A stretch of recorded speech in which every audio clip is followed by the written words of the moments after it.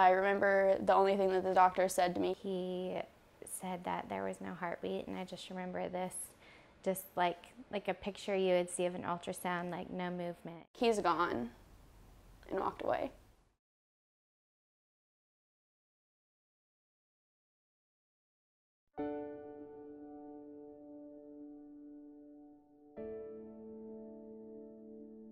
What did I do to make this happen?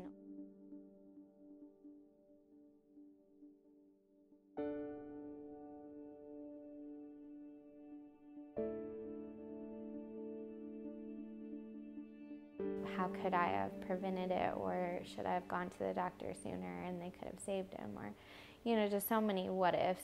Well, what if I didn't drink that extra cup of coffee that morning? Or what if I didn't play Just Dance last night?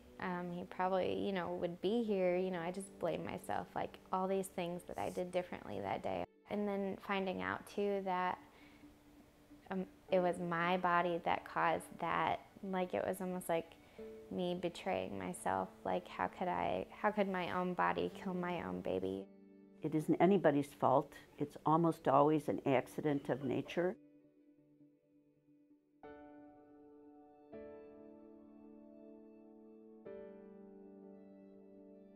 What if I could have done something differently. I could have woke up sooner and maybe he would have still been breathing. He was in his crib. He had we don't smoke. We don't do any of the things that, you know, have the signs of SIDS or anything. And I woke up and he was gone. I never blamed my husband, but I think he blamed himself and I blamed myself. I was not necessarily thinking about killing myself, but it was just like I couldn't get out of it. And I still, I wake up every morning and I think about him. I go to sleep every night thinking about, you know, what would he have been like, and it's something that'll never go away. Mental health during and after pregnancy is becoming a more and more recognized problem. I'm certain it's always been here, but we haven't always paid attention to it. But I know that in my long career, I've had patients commit suicide, both before and after birth. You don't necessarily just try to suppress the feelings, but you just try to get through your day. I mean, that's all it is.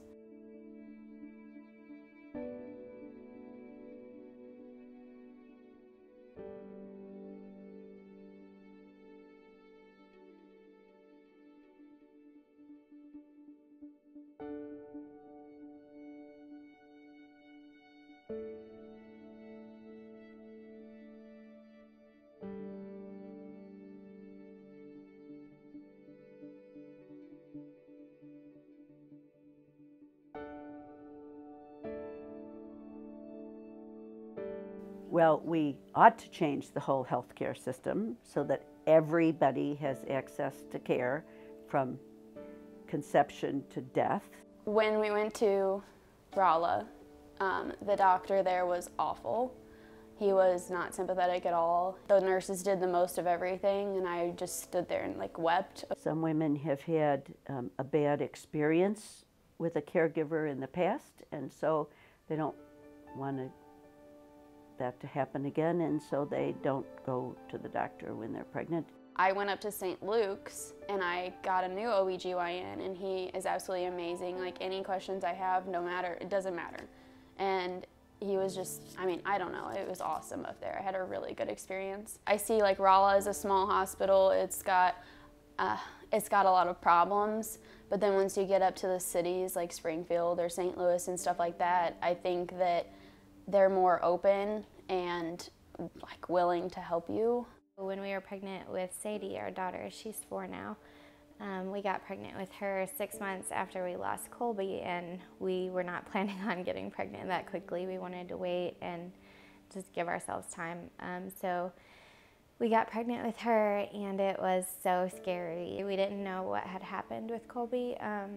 You know, we didn't know if we would lose her too. I went to a high-risk doctor, and we did almost lose her early on.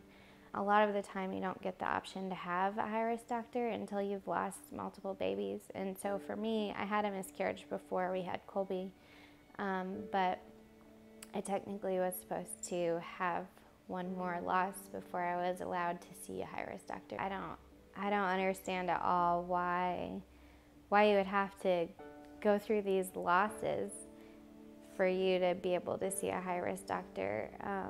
I think anyone out there would be willing to pay as much as they need to see someone that is a high-risk doctor. With Cooper, our youngest, he's almost 2. I found out with him that I had a blood clotting disorder, and that's possibly what happened to Colby.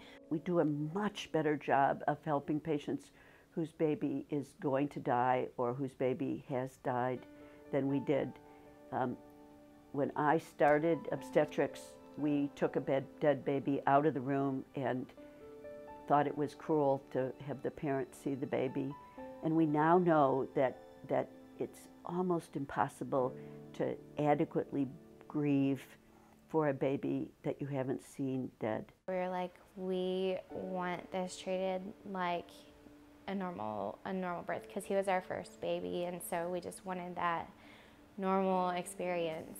That's one of the most important things we do. I mean, as far as I'm concerned, almost anybody can deliver a healthy 7-pound term baby. But it's hard to take care of people when you know their baby's going to die. We got to give him a bath and hold him and just sing to him and, you know, treat him like he was alive. And I think that for us was really a big deal because just gave us some sort of closure. Helping them make it the most gentle experience it can be for them. We take pictures, we do footprints and handprints and give them a blanket and give them memories of that baby.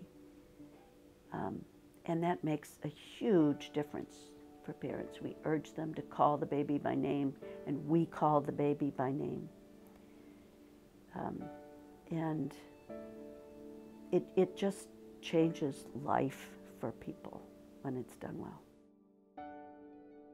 I got pregnant really soon after I lost him, so it was kind of hard. I just felt like I wasn't going to be attached to the baby. I was worried about like, oh, I just lost my son, so am I going to be able to love this one the same way, or am I just going to be scared the whole time?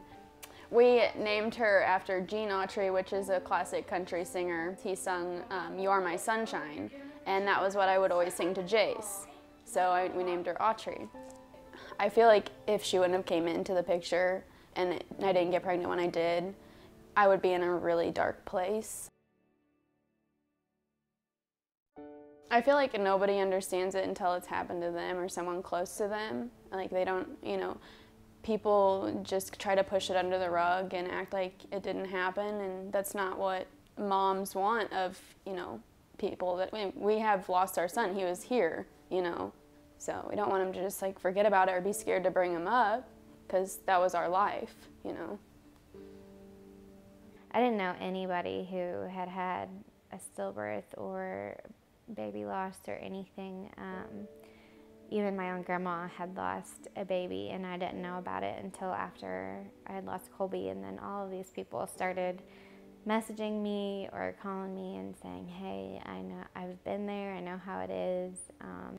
I thought I was one of those people like, oh, that'll never happen to me. You know, I've heard, I was friends with Jess, and I was like, okay, well, you know, I hope that never happens to me. And I couldn't even imagine what I would do, but. So it's been really neat to connect with tons of women who have gone through it, and just being there for each other. It's been like really valuable to have that support too. But I feel like we've gotten a lot of people more aware, especially in this small community. I mean, when we first lost him, we got this, just to represent him, we just made a Build-A-Bear and put his heartbeat in the hand, something to fill our empty arms. So I slept with this for, you know, probably over a year. It was really healing having another baby, but at the same time it was really hard knowing that she would never get to meet him. I gave it to her to sleep with, so she sleeps with it and carries it around, and we have it in our family pictures. She knows about him. She knows the pictures on our wall of him and what the shadow in that picture represents, and she talks about him all the time.